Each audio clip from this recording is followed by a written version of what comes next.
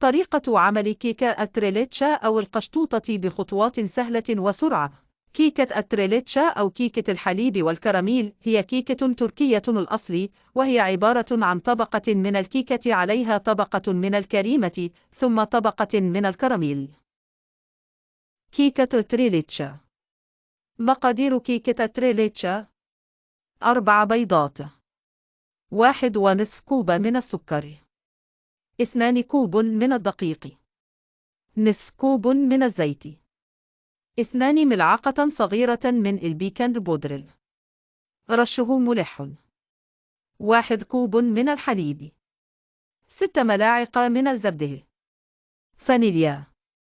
لسقي الكيك: 1 لتر من الحليب، نصف كوب من اللبن البودرة، 1 ملعقة صغيرة من الفانيليا. مقادير